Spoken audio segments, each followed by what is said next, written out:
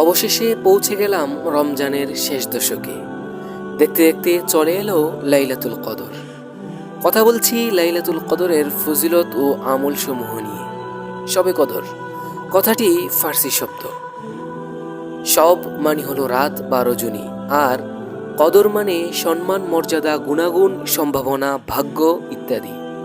তাই এই রাতটি মুসলমানদের জন্য ভাগ্য রজনী হিসেবে সম্মানিত। শবে কদর অর্থ হলো মর্যাদাপূর্ণ রাত বা ভাগ্য রজনী। শবে কদরের আরবি হলো লাইলাতুল কদর তথা সম্মানিত রাত। লাইলাতুল কদরের রাত হচ্ছে হাজার মাসের চেয়ে উত্তম রাত।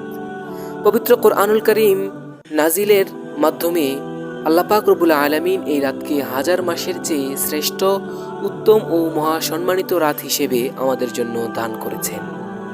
প্রতি বছর রমজান মাসের শেষ দশকের রাতগুলোর মধ্যে কোনো এক বিজোড় রাত হলো ভাগ্য নির্ধারণ বা লাইলাতুল কদরের রাত। যে রাতে পবিত্র কোরআন নাজিল হয়েছে সেই রাতই হলো লাইলাতুল কদর। আল্লাহ তাআলা বলেন, নিশ্চয়ই আমি কোরআন নাজিল করেছি মর্যাদাপূর্ণ কদর রজনীতে। আপনি কি জানেন মহিমাময় কদর রজনী কি? মহিমান্বিত কদর রজনী হাজার মাসের অপেক্ষা উত্তম।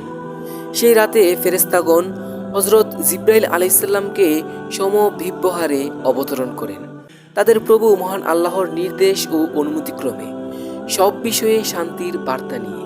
এই শান্তির ধারা চলতে থাকে উষা বা ফজর পর্যন্ত।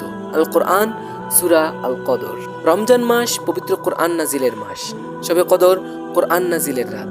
এই রাতেই প্রথম পবিত্র মক্কা মুকাররমার হেরা পর্বতের গুহায় মহান আল্লাহ পাক রব্বুল আলামিনের পক্ষ থেকে ফেরেশতাদের সর্দার হযরত জিবরাইল আলাইহিস সালামের মাধ্যমে রাহমাতুল আলামিন প্রিয় নবী হযরত মুহাম্মদ সাল্লাল্লাহু আলাইহি সাল্লামের প্রতি মহাগ্রন্থ আল কোরআন নাজিল করা হয়েছে।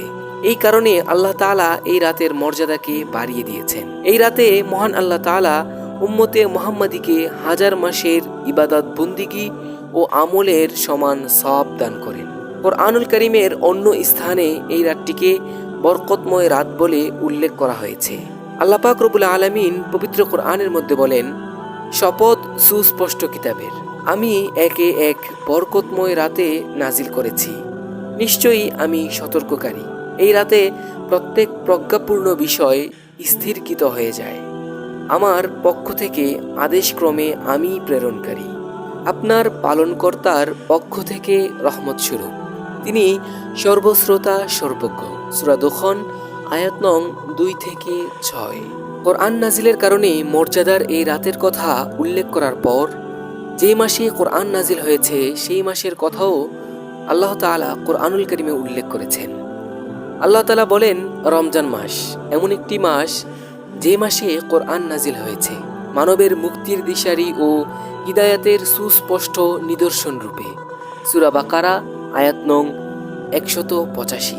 সুতরাং লাইলাতুল কদরের রাতে আল্লাহর ওইসব বান্দারা সবচেয়ে বেশি সম্মানিত ও মর্যাদার অধিকারী হবেন যাদের সঙ্গে কোরআনের সম্পর্ক বেশি, যিনি কোরআন সুন্নাহের আলোকেই নিজের জীবন পরিচালিত করবেন, বাস্তব জীবনে কোরআন সুন্নাহের আমলে সাজাবেন নিজের জীবন, আর তারাই হবেন সফলকাম।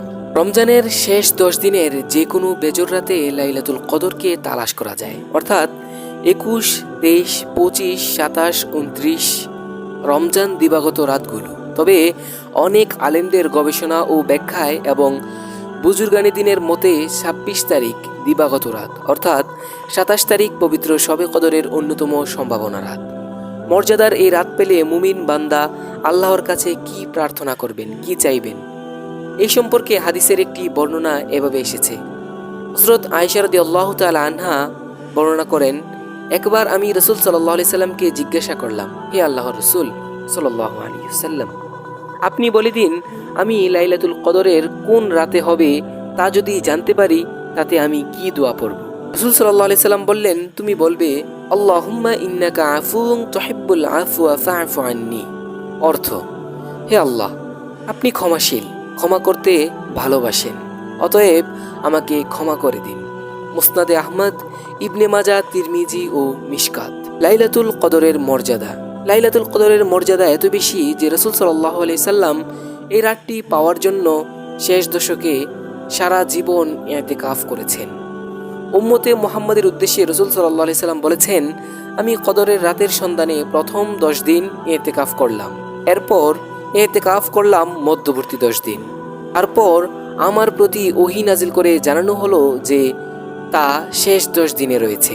সুতরাং তোমাদের যে ইতিকাফ পছন্দ করবে সে যেন ইতিকাফ করে। তারপর মানুষ সাহাবায়ে কেরাম তার সঙ্গে ইতিকাফে শরীক হয়। মুসলিম শরীফ। সুতরাং উক্ত সব আলোচনা দ্বারা বোঝা গেল যে কদরের রাতের মহা ফজিলত ও বরকত রয়েছে। চলুন এখন জানা যাক শবে কদরের আমল সমূহ। সুতরাং লাইলাতুল কদর পেলে এই আমল ও দোয়ায় রাত অতিবাহিত করা জরুরি। সেই আমলগুলো হলো নফল নামাজ পড়া, মসজিদে ঢুকেই 2 রাকাত দুখুলিল মসজিদ নামাজ পড়া, 2 রাকাত করে মাগরিবের পর 6 রাকাত আওয়াবিনের নামাজ পড়া, রাতের তারাবির নামাজ পড়া, শেষ রাতে সাহারির আগে তাহাজ্জুদ নামাজ পড়া, সম্ভব হলে সালাতুত তাসবিহ পড়া, সম্ভব হলে তাওবার নামাজ পড়া, সম্ভব হলে সালাতুল হাজত পড়া, সম্ভব হলে সালাতুল শুকুর ও অন্যান্য নফল নামাজ বেশি বেশি পড়া। একটি জিনিস লক্ষ্য করা যায় যে উপরোক্ত সকল নামাজের ক্ষেত্রেই সম্ভব হলে কথাটিকে উল্লেখ করা হয়েছে। তার মানে এই নামাজগুলো পড়তে কারো উপর কোনো জোর জবরদস্তি করা যাবে না। যদি সম্ভব হয় আপনি পারেন তাহলে পড়বেন। তারপর কোরআন তেলাওয়াত করা, সূরা কদর, সূরা দুখান, সূরা মুজাম্মিল, সূরা মুদ্দাসসির, সূরা ইয়াসিন, সূরা তহা, সূরা রহমান, সূরা ওয়াকিয়া, সূরা মুলুক, সূরা কুরাইশ এবং চারকুল ইত্যাদি সূরাগুলো পড়া, দুরূদ শরীফ পড়া, তাওবা ইস্তেগফার পড়া, সাইয়্যিদুল ইস্তেগফার পড়া, জিকির আসকার করা, কোরআন সুন্নাহ বর্ণিত দোয়াগুলো পড়া, পরিবার পরিজন বাবা মা মৃতদের জন্য দোয়া করা, কবর জিয়ারত করা, বেশি বেশি দান সদকা করা, এগুলো সহ ইত্যাদি যত আমল আছে আপনি করতে পারেন।